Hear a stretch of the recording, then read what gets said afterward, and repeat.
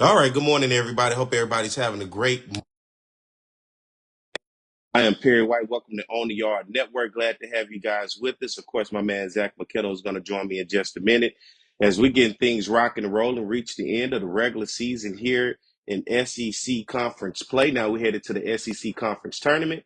You know, we've seen some teams throughout the year get hot. We've seen some teams start out cold. We've seen just how this conference within itself is overall the best conference in the nation when you start to talk about baseball. And man, it has been some storylines through the year. We thought Missouri was not going to win a game. And then we move on and we look at, hey, they've swept Texas A&M. So as we get ready to get into the, my man Zach McKinnell to join me in just a second as he comes up on the screen. And we're going to get rocking and rolling here this morning and continue the conversation. Zach, what's going on? What's up, man? Technology tried to keep us down today. It's tried, man. Back to what we was talking about initially, man, for you, once again, what you've learned about this conference thus far this year. Yeah, man. Like I said earlier, it was the depth of the conference and how competitive it is and how dominant nationally, even in out of conference play it was. Like I said, a team that finished eighth in the conference, Perry, ran through their out of conference play undefeated. And we saw multiple teams kind of, enter conference play looking good, right? And winning a ton of out of conference games. And then once they got in conference play, they just weren't able to hang with how deep it is. And I'm just very curious to see how this year's single elimination goes, Mm-hmm. just because we've seen teams mid-pack, even lower in the conference, be able to get a win or two over some of these top teams. And so I think it could lead to chaos this upcoming weekend. And you know, this weekend I've had the opportunity. I've been over at LSU covering the softball regional. Of course, LSU hosted the softball regional. I saw an upset last night. We're talking about those programs like a Southeastern, 50 wins on the season, upset LSU. They're moving to play in the championship final today against Nebraska. But then I take that because a team like Southeastern eliminated the host team. But then we look at teams in baseball nationally, like the Coastal Carolina, the UC Irvines. We talked about even in the Sun Belt, the Troys, the Southern Miss, man.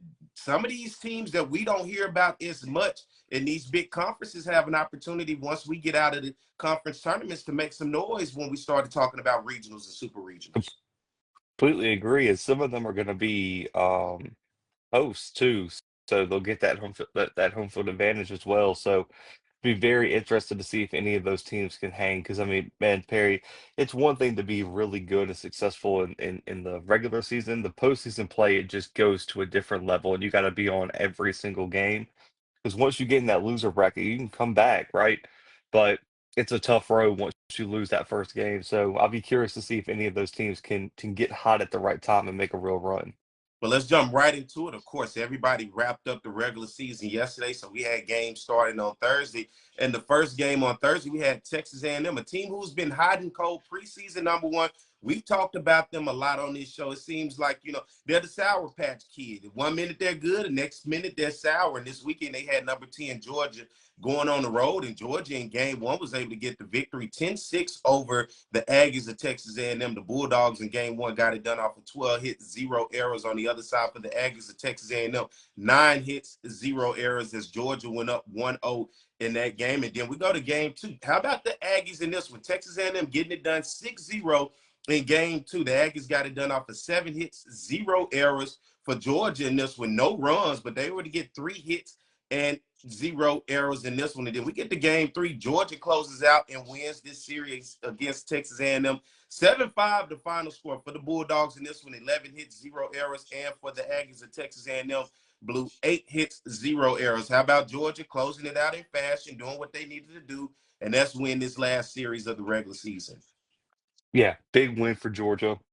And we kind of talked about they were in that kind of that area in the standings where dropping this series could have really hurt them and taken and even potentially Perry, I mean, depending on how many games they lost, could have taken them out of bye-week territory. Mm-hmm. Um, i- in the conference tournament this upcoming weekend, they end up with the 5 seed. They get the lowest of the double bye seeds now because the winner goes on to face Vandy. So you feel really good if you're Georgia. This was a must-win, series here. And for Texas A&M, Perry, I mean, it's just like we said, losing to Missouri and this weekend not able to really establish any consistency. They just couldn't get hot with the bats. Their pitching's been average throughout conference play. I mean, their batting average through conference play, Perry, second worst in the conference, only above Missouri. And the funny part is when they got to Missouri, that they were even worse than Missouri, and Missouri's bats finally got hot. So I just think it's been a long year for A&M on the flip side, but big win for Georgia, secured a bye in the tournament, and now it's time to go. It's time to see if they can go make some waves in this SEC tournament. Because I think they're in a really good spot, and they probably like their chances against the Vandy team. Let's move on to top 25 matchup. How about Alabama and Florida getting into the top 25 last week?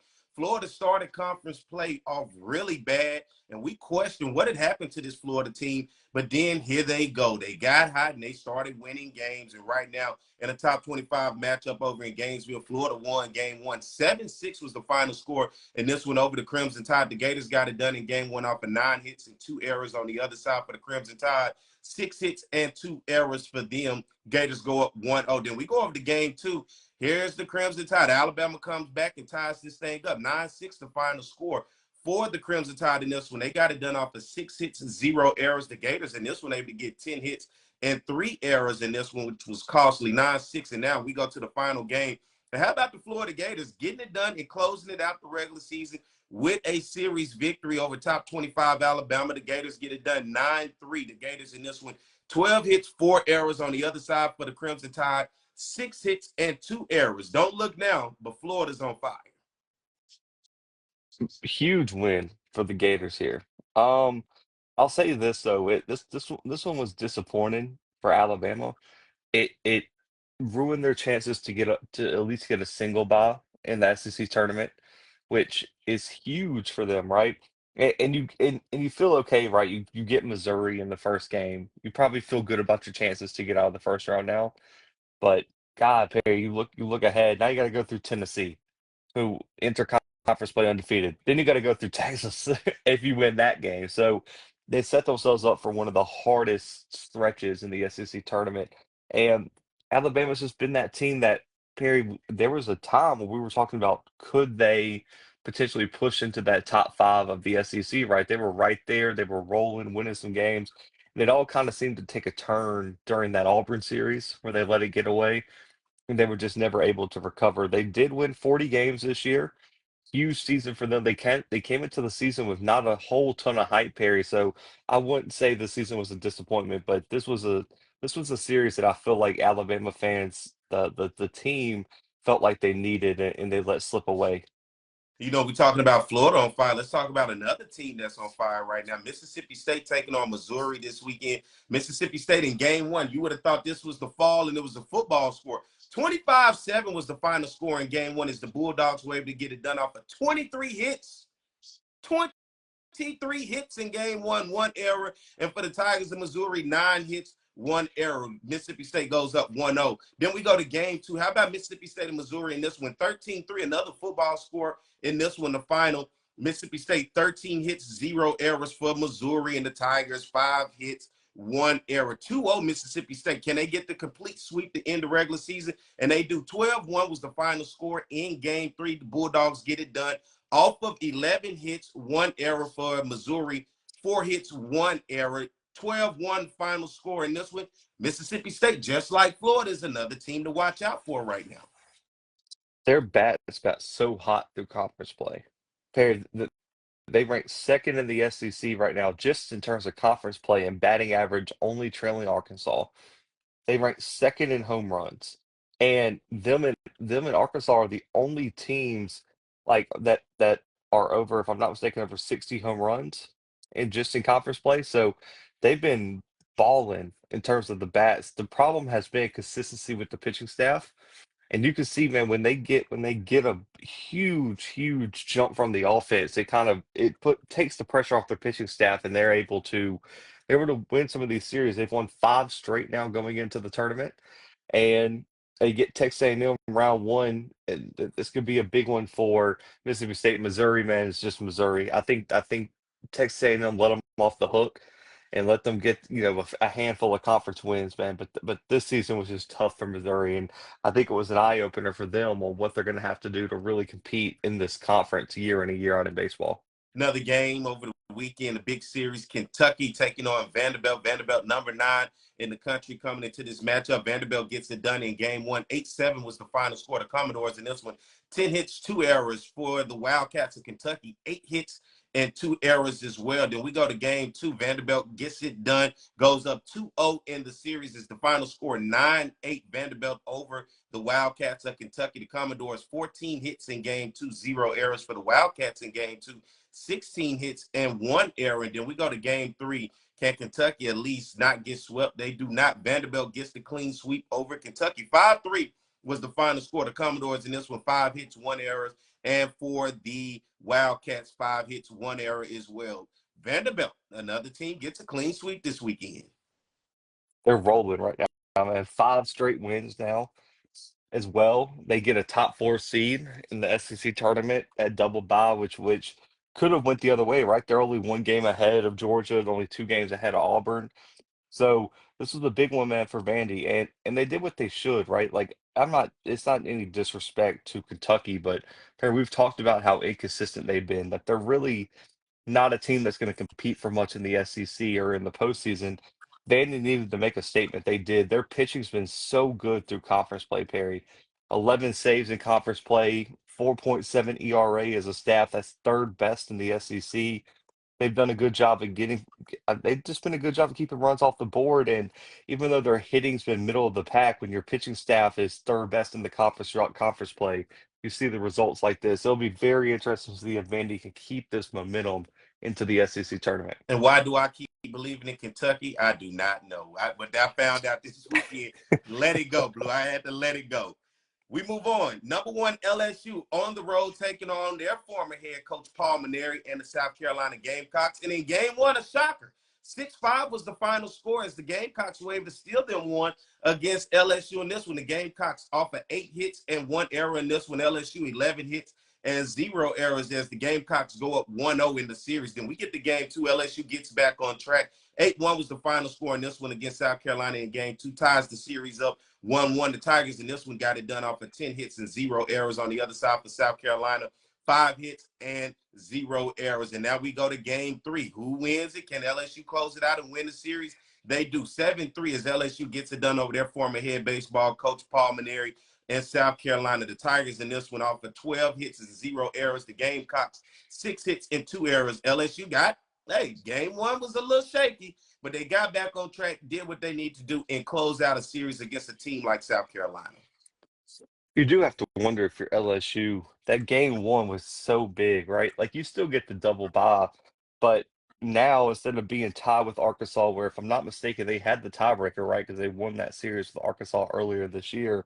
You'd be the 2 seed instead of the 3. It's just a marginal difference, but it's still something I think LSU, you probably feel a little bit better playing Ole Miss than you do Auburn, who you got swept by earlier this year. So I think that was a big game one loss, but LSU bounced back in a big way, man. And I still think, I know there were a lot of people talking, just potential of this LSU team. Just on paper, man, I still think have the highest ceiling, right? Like if they get clicking, this LSU team could be dangerous. They're top 6 in the SEC in batting average through conference play. They have the second best pitching staff, Perry, right behind Texas. So I think LSU checks the boxes for me, and that they do what they need to do against South Carolina. The only thing that worries me, Perry, they've won 42 games. It's just those games that you just scratch your head on, like where they lose the midweek to what was it, Northwestern Northwest. State. Yeah, you lose to Northwestern State, you lose to South Carolina on a weird fluke. It never seems to click against an Auburn team that they're more talented than on paper. So it's just in the single elimination in the SEC tournament, does that catch up to LSU? Do they just come out flat game one? Or do they come out flat at, in the semifinals or in the postseason tournament? What happens if they just get cold, Perry, in the super regional? And you just like this seems so talented. What happened? Their consistency is what worries me the most here. But big win for LSU. Tough season for South Carolina and head coach Paul Mainieri. He has, I don't know. I don't don't know where they go from here. I think South Carolina fans were a little taken aback on how bad they were this year. They finished 500, 28 and 28 overall, 6 and 24 in conference period. They were 4 and 14 on the road. So there's going to have to be some wholesale changes for the Gamecocks next year. And I think it's a building process. Year one for Paulding area, South Carolina. I know I've seen all across social media, with people up and down about it. Maybe we should move forward with somebody else. Then others defending and saying it's just year one, give it some time. So that's going to be the interesting thing. Where do we go from here once we get past all of this postseason play with South Carolina? Let's move on. A rivalry this weekend. Number 3 Texas on the road up in Norman, Oklahoma, taking on the Sooners. And in game one, Texas gets it done. 7-4 was the final score over the Sooners. The Longhorns in this one get it done off of 10 hits and 0 errors. The Sooners in this one, 5 hits and 2 errors. Longhorns get game one. Then we go to game 2. How about Oklahoma getting it done and winning this game and evening up the series? 8-6 was the final score as Oklahoma gets it done off 11 hits and 2 errors on the other side for the Texas Longhorns.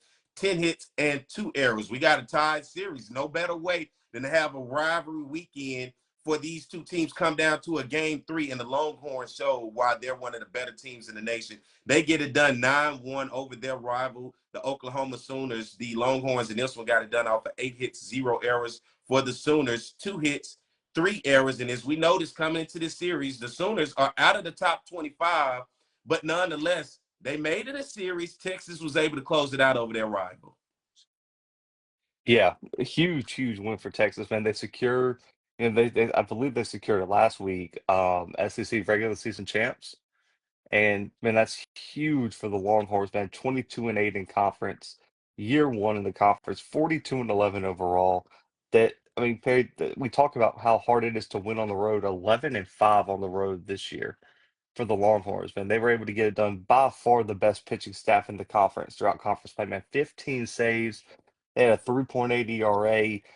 Well, they're only team under 4 as a pitching staff, Perry. So, and they got it done. Only allowed 29 home runs through conference play. So, this team was outstanding, even with the hitting ranking 13th in the SEC throughout conference play, Perry. The bats weren't always hot, but the pitching staff was by far the most consistent in the conference. And I think this team could go a long way. I would imagine they're probably the favorite to get to Omaha and make a run for a national title, man. The Longhorns, super impressive season. One thing we know about the Longhorns, it was tough for any team who had to go to Austin, Texas this year to take them on. Here's another matchup. Number 6, Auburn taking on Ole Miss. In this matchup, Ole Miss gets game 1. 9-2 was the final score in this one. The Rebels able to get it done off 11 hits, 0 errors on the other side for the Auburn Tigers. 6 hits, 1 error. Ole Miss goes up 1-0. Then we move over to game 2. Big time score in this one, 15-11. A lot of runs in this one. Ole Miss goes up 2-0 in the series. The Rebels, 13 hits, and 2 errors in this one. The Tigers of Auburn, 15 hits, 1 error. 2-0 in this series. Ole Miss over number 6, Auburn. What happens in game 3? Auburn closes it out. They say you don't get a sweep, but Ole Miss wins the series. Auburn 13-8 over Ole Miss in game 3. The Tigers 13 hits, 0 errors. On the other side, the Rebels 13 hits and 3 errors. How about Ole Miss winning the series over number 6, Auburn, to end the regular season? Huge win for Ole Miss.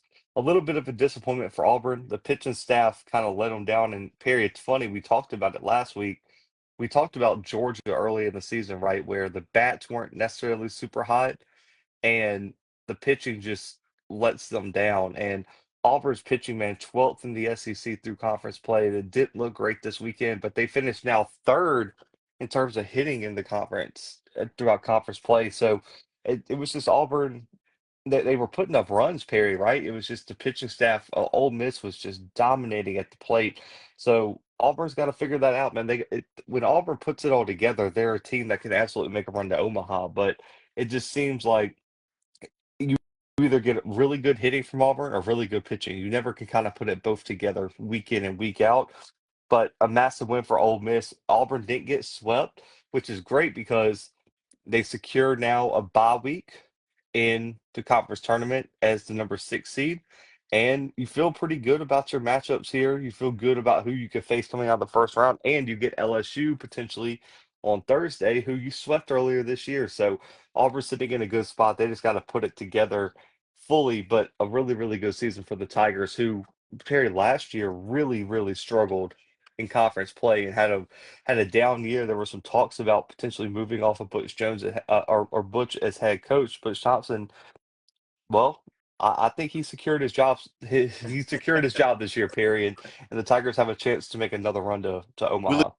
look at another top 25 matchup. How about number 17, Tennessee, going on the road up to Fayetteville to take on the number 4 Arkansas Razorbacks. And in game one, Tennessee got the victory on the road. 10-7 was the final score. The Volunteers in this one got it done off of 15 hits and 1 error. The Razorbacks, 15 hits and 1 error is their own. Tennessee goes up 1-0.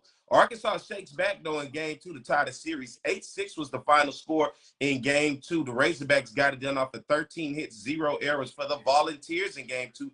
14 hits and 1 error. Now we got a tie series, and we go into game three, and we know the Razorbacks at home are pretty tough, and they show why. 8-4 was the final score in game three as the Razorbacks win the series. The Hogs in this one, 7 hits, 0 errors, and on the other side for the Volunteers of Tennessee, 9 hits and 2 errors. How about the Razorbacks holding it down at home to end the regular season with a big victory over a team, Tennessee, that we thought was unbeatable coming to conference play? They were undefeated, but of course, they got into conference play, and we started to see the good go to bad, and it was up and down. And here's Tennessee struggling, headed into the SEC tournament, and Arkansas is trying to turn the page a little bit, headed in the right direction. But nonetheless, a big way for the Razorbacks to end the regular season with a victory at home over the Volunteers.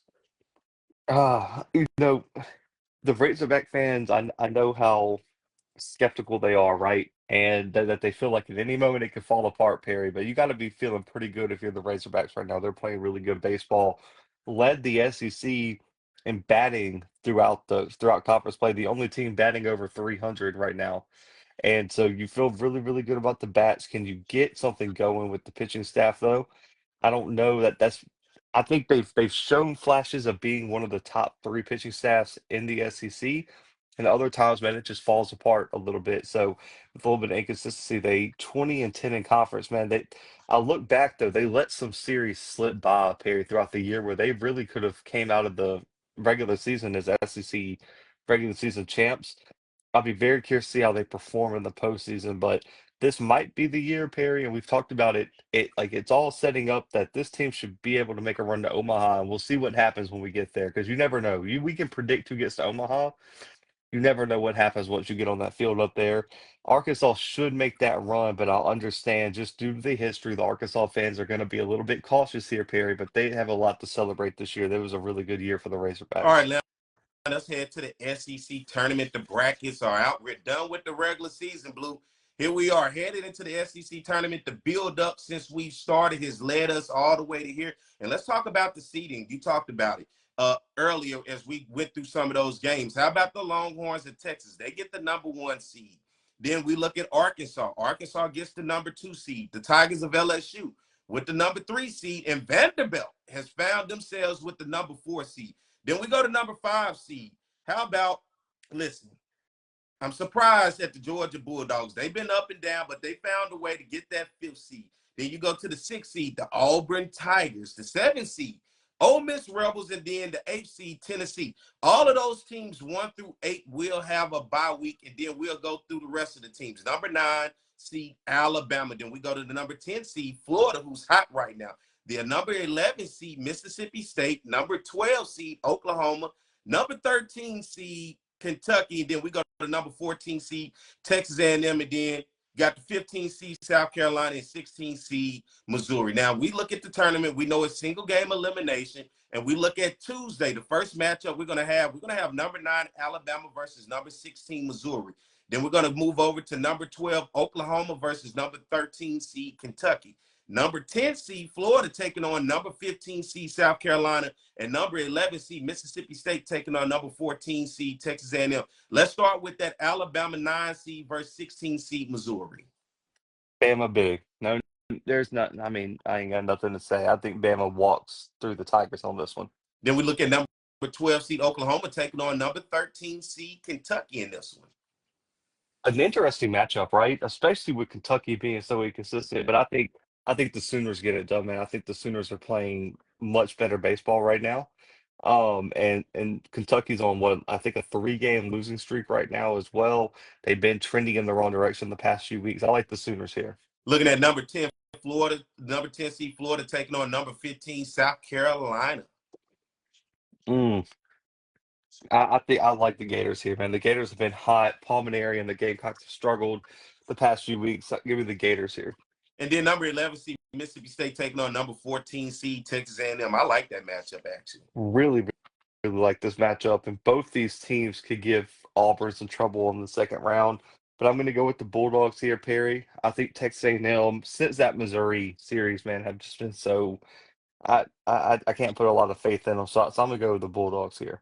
And then we're going to have Wednesday, number 6 seed Tennessee is going to be sitting there waiting on the winner of the number 9 seed Alabama and number 16 seed Missouri. Then you have number 5 seed Georgia, who's going to be sitting there Wednesday waiting on the winner of the number 12 seed Oklahoma and number 13 seed Kentucky. Number 7 seed Ole Miss will be sitting there waiting on the winner of the number 10 seed Florida and number 15 seed South Carolina, and number 6 seed Auburn Tigers will be sitting there with a bye, waiting on the winner of number 11 seed Mississippi State and number 14 seed Texas A&M. If you're looking at Wednesday, who will have the potential worst matchup coming out of that Tuesday game? Go ahead and into Wednesday. I would say Ole Miss. Yeah. I I I would not want to play Florida. I think Florida's hot. I also say this, with how inconsistent Tennessee's been, I wouldn't be surprised if Alabama gave them a run for their money either. And I'll say this, I don't think if you're any of the second round teams outside of maybe Georgia, I think Georgia matches up really well over Oklahoma, Kentucky. I really like how Georgia. I like Georgia's matchups, but would it surprise you if Florida beat Ole Miss? Not in the slightest. I'd probably favor Florida right now. Would it surprise you if Tennessee just didn't deliver and Alabama snuck through? Won't surprise me in the slightest. Would it surprise you if Mississippi State upset Auburn? Nope, probably not. So I think 3 of the 4 teams are probably on big time upset alert, depending on how those first round games go. And so I think everybody, I would say everybody but Georgia really should be on upset alert in that second round. And then we come down on Thursday. You're going to have the top 4 seeds in the conference all sitting there with 2 days off waiting on their matchup. You're going to have Texas. You're going to have Vanderbilt. You're going to have Arkansas and LSU. Looking at making your way from Tuesday to Thursday, well-rested teams as the top 4 seeds, but any one of those top 4 seeds that you can see potentially be on upset alert, just looking at what you believe as the brackets move closer and closer and teams get inch closer to those number 4 seeds, those Gotta top 4 feel seeds. gotta feel a little nervous if you're LSU, right? The team that came in and swept you earlier this year is potentially sitting there, plus a little bit of maybe home field advantage with the tournament being in Hoover. A lot of Auburn fans are probably going to make that trip. You probably feel a little bit uneasy there if Auburn gets through and you get that LSU Auburn matchup. Mm-hmm. Also, too, Arkansas. You could potentially get a super hot Florida team. We kind of know the narrative around Arkansas not delivering in the postseason. And Florida Uh, and Florida beat them in the series this year in Gainesville. Yeah, so you feel a little uneasy about that. Also, too, I would like Vandy to be favored here, but man, Georgia can get really hot with the bats, man. It's just, does their pitching staff come along? I like Texas regardless, but I'll say this, man, the scariest team out of that group of 4 might be the lowest ranked with the 8 seed Tennessee Volunteers, just in terms of pure talent. What happens if the defending national champions get hot here in the postseason, Perry? Because we've seen it throughout the year where if they're locked in, they can beat anybody in the country, and maybe they were just sleepwalking into the postseason play, but Tennessee is probably the most volatile team, I would say, in this tournament, just because we've seen the lows with them, right?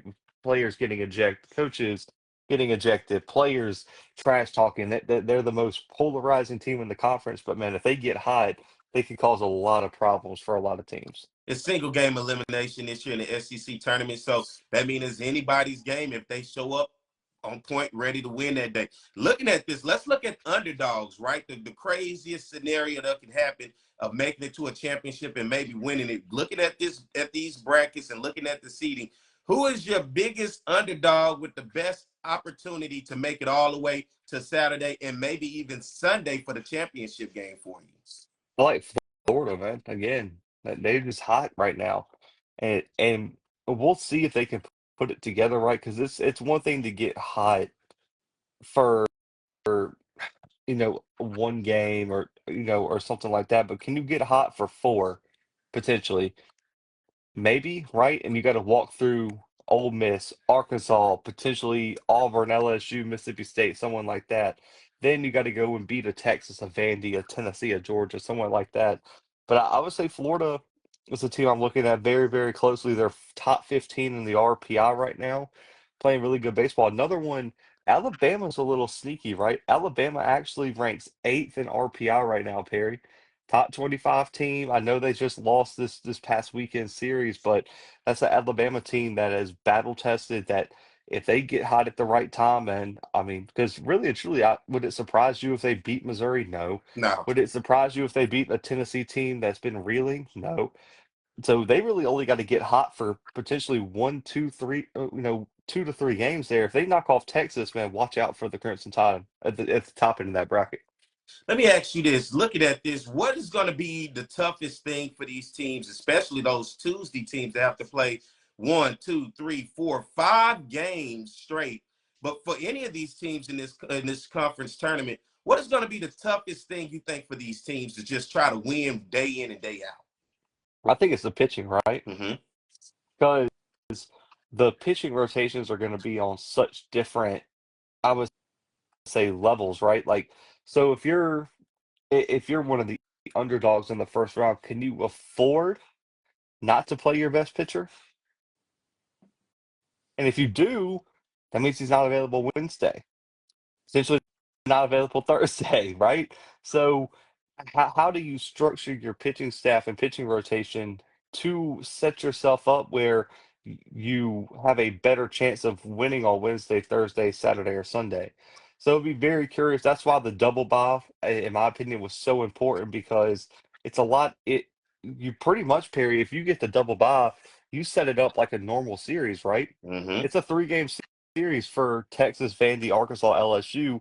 A little, kind of similar for the Tennessees, the Georgias, the Ole Miss, the Auburns, right? It's just got to add an extra game. What I would imagine is they probably just they probably throw their midweek pitcher in for the Wednesday game and then go into like their weekend rotation from there. But those teams that don't have a bye week, it's going to be a very, very interesting to see how they manage their pitching rotation. Yeah, I'm curious to see how that goes as well, because this is where coaching comes into play. And for Florida, that's a team where I'm looking at where pitching has really woke up for them. And it's where do you go with that bullpen as you look at a gauntlet of games, just because you have to go Tuesday to Sunday if you're trying to get to a championship, compared to when you look at the 4 seeds where they only, like you said, they can set up as a 3-game series Thursday. And then you look at Friday, you got the difference between Thursday, Friday, and then you got Saturday and Sunday. This is going to be interesting when I look at this. But right now, who's your clear-cut favorite, in your opinion, to win this whole tournament? It's hard not to pick Texas to win it Mm-hmm. just because they've been the most consistent team. But oh God, yeah, Let's do yeah, this then. Give me your championship matchup. um I would say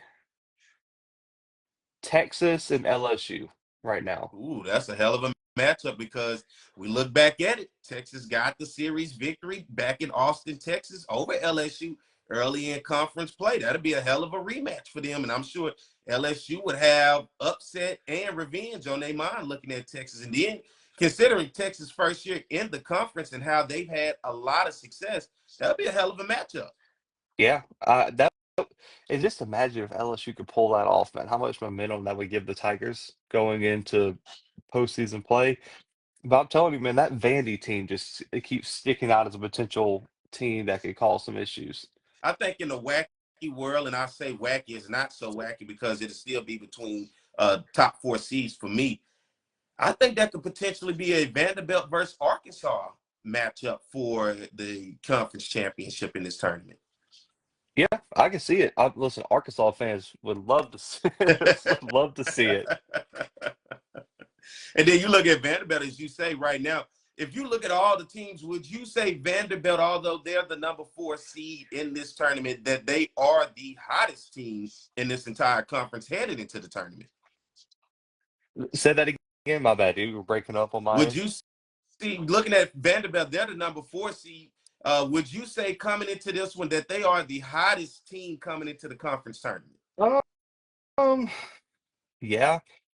I mean, they won 5 straight. I would say them or like maybe like Mississippi Mm-hmm. State would be my picks. But yeah, I would say Vandy has an argument to be the hottest team in the SEC right now. If they get past Texas, man, there's gonna be some issues. We looked at the top 4 seeds, right, and our predictions of maybe those top 4 seeds make it to the conference championship.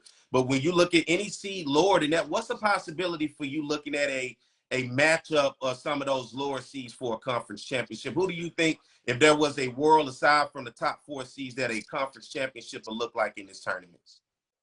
Um, it's tough because all the sleeper teams are on like the bottom side of the bracket, like Florida, Mississippi State, Auburn would be like the teams I initially think of.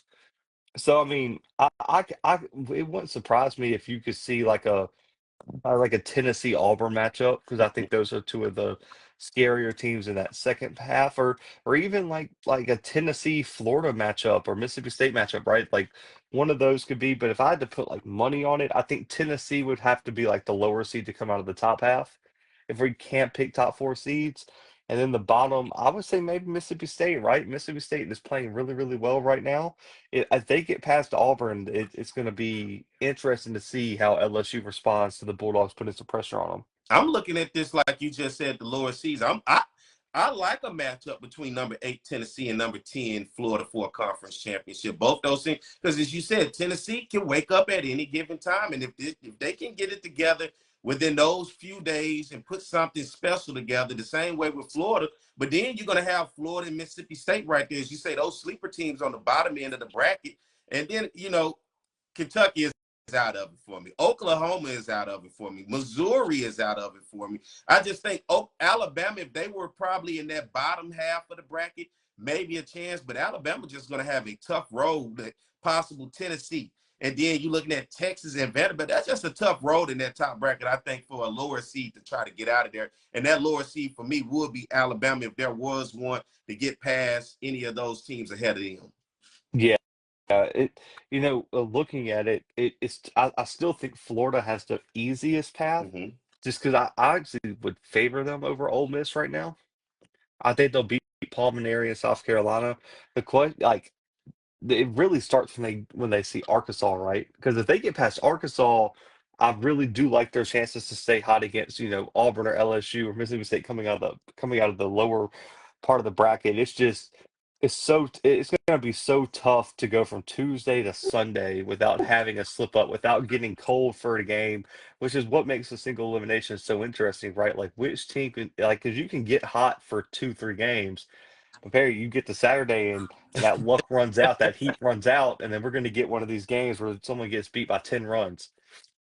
I'm going to be curious to see the questions asked at while this conference tournament is being played, especially for those Tuesday teams, because if they're able to make their way through, I want to see what the questions are going to be to those coaches on the nutrition part of it, the mental side of it. How do you keep a team locked in for an entire week? If I'm playing from Tuesday all the way to Saturday or Sunday, as you said, one of those lower seed teams can get hot. I'm curious to see what goes into that in a single game elimination tournament with this amount of great teams where anybody can beat anybody at any given time, especially when we're talking about the SEC conference. And how do these coaches manage that day in and day out to keep these teams locked in and not to burn them out, because it's easy to get burnt out? Which would you rather have, Perry? Because it'll be Tuesday, Wednesday for the first 2 games. Then you'll have Thursday, Friday for the I guess that would be the Mm-hmm. quarterfinals. Would you rather have the bye week, the bye day on Thursday or Friday? I would say Friday for me. I got to keep it rolling if I'm gonna be hot. But then I understand from the rest standpoint, you would need Thursday, right? Because you would need a chance to regroup. Especially, what really happens if these games come down to the end where you have that excitement where these teams, you just have that energy and then you kind of come down a little bit. And sometimes it's hard to carry that energy over. And then sometimes you take that energy and you use that as momentum and motivation to roll all the way through. But if it was me, I want to just keep on. I'd take Friday, Saturday, and Sunday if it's me. Let's just roll on through it. I actually think it helps the team. So that's why this lower part of the bracket is interesting, right? Because Ole Miss and Auburn are let's just say it's chalk, right? Ole Miss, Auburn, they get to play Wednesday, and if they get let's just say they squeak by one of the lower seed teams, they get a whole day of rest now to kind of recuperate while Arkansas, LSU are still cold and haven't played a game yet. And then on the flip side, on the top side, Tennessee, Georgia, let's just say they get that win. They can keep the momentum going into Thursday, knock off one of these top seeds. Then they get a nice little break. It can go into Saturday, kind of refocus. So it'll be very interesting if those buys are going to help at all there. So here I am. I'm going to pick who is going to be my SEC champion coming out of this tournament. And I'm reluctant to say it, but I'm going to say it. I think the Arkansas Razorbacks come out of this thing as the SEC tournament champs. What about you? I'm gonna still go Texas right now. You're going Longhorns. Going Longhorns, man. They've been the most consistent team thus far. But man, don't sleep on God. I still think the champion out of the top. I think that Texas Vandy game is so interesting, man, because I think Vandy is so hot right now. But I'm gonna go Longhorns just because I've seen the most consistency out of them. And, as we get through this, maybe, sometime this week we'll get back together. Maybe I think maybe Saturday. What do you think? Maybe that Friday or Saturday is the best time to try to do something when you got the semifinal headed into the final. What do you think about a Saturday morning show? Yeah, I'm good with that. So then we'll be doing that on Saturday as we get to the semifinals. So you heard our selections. For you guys at home, let us know in the comment sections. What do you think? Who's going to be your SEC tournament champion? Who do you think is going to be the underdog? And where do you see this thing going? Because, listen, we can do all of these projections, but it's a single game elimination. Missouri can get hot and go all the way to the championship. We never know. That's the beauty of playing these tournaments, Blue. I got a good feeling that Missouri's not going to make a run here. I Just just try to keep a personally. little hope for my man, Coach Kerry Jackson, over there in Missouri. They had 3 conference victories this year. They had their one and only sweep against Texas A&M, and then it's not been so good for them. But, man, nonetheless, this is going to be interesting. All eyes are going to be on the SEC tournament. Any other tournaments you're going to be watching in terms of conference this week? I think the ACC will be pretty interesting, right? There's a lot of good teams in there. Florida State, Clemson, NC State, Georgia Tech. There's some really, really good teams in that one. So ACC would probably be my next one. So we'll be paying attention to all of these. And once again, we want to thank everybody out there for tuning in and watching as we've reached the end of the regular season. We headed into conference tournaments. There's going to be all odds. If you're a betting person, hey, this is the time of year to start throwing those bets. Underdogs make you a lot of money when it comes to this. So if you're going to be putting some bets, hey, put your money on Missouri to win the whole thing. You'll be a rich guy if it happens to do it, but most likely you're going to lose your money. But nonetheless, this is the time of year where things start to heat up. Matchups matter as we're starting to talk about people hosting these different schools, hosting regional games. And these matchups are going to matter in terms of victories and who's able to get all the way through. And if you get some underdogs that can make it to a conference championship and win the conference, that can throw a wrench in there for some of these teams who are looking to host a regional game, Blue. Yeah, I think it'll be because there's teams like Florida where if they make a strong run, there could be a real strong chance that they could jump into that hosting.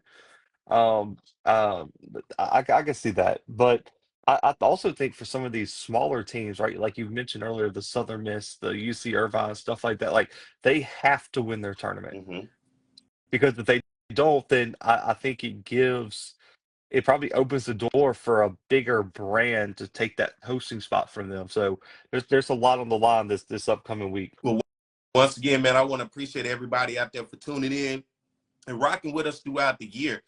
Blue and I, my man Zach McKinnell, been doing this since conference season. It started in the SEC. It's been a journey as we went through this, man. We watched a team like Tennessee come in undefeated, and now we watched them stagger into the conference tournament at the number 8 seed. You couldn't have told me weeks ago that this would have been a number 8 seed Tennessee. I would have thought they would have been one of those teams playing on Thursdays, but nonetheless, man, this has been an enjoyable ride, and it's going to be even more enjoyable to watch this week as these teams compete to win the SEC Conference Tournament in a single game elimination. I like the idea of moving it to a single game elimination, not wear a lot of these teams out. But for those lower seeds, it's going to be tough to try to make it all the way to that conference championship on Sunday. So for myself and my man, Zach McKinnell, Zach, let them know where they can find you, man.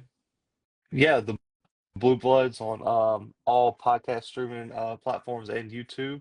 FCS Football Central on si.com/college/FCS, and right here on usually Monday mornings with you, man, talking SEC baseball. And then here I am Perry White. I host the Jaguar Journal on 107.3 FM in Baton Rouge, Louisiana. You can follow the Jaguar Journal across all social media on X, Instagram, Facebook, as well as subscribe to the Jaguar Journal YouTube channel. And then right here, the On the Yard Network, man, me and my man Blue bringing that SEC baseball to you. And then you can follow the On the Yard Network across all social media on X, on Instagram, on Facebook right here. Hit that like and follow button, and then subscribe to the On the Yard Network YouTube channel. I'm also, today I'll be headed back over to LSU as they're hosting the regional. LSU got put out last night by Southeastern. So they're going to have Southeastern is going to be in a game with Nebraska today. And I'm going to tell you, if you have not seen Nebraska softball, tune in to that game. One of the best hitting teams I've seen in some time on the softball side of things. And so that's why I'll be covering. You can get all of that action and coverage from post-game interviews to in-game sights and sounds right here on the Yard Network across all social media networks. So once again, for Perry White, my man Zach McKinnell, we appreciate you guys. And we'll be back on Saturday when we get to the semifinal games to bring you guys the week of games that are being played, what we're looking at the semifinal games, break that down, and then look ahead of who we think could possibly make it to the championship game. And then most likely we'll do a game at the end of the tournament once this is all said and done. So you guys stay tuned. Look for the notification once we go live and bring you all of that action. So once again, man, I appreciate you guys for tuning in. Hit that like and share button, and then also hit the subscribe and follow button to become and keep up with us anytime we go live and bring you this live action. So once again, thank you guys. Have a great weekend, a great week, and we'll see you guys on Saturday.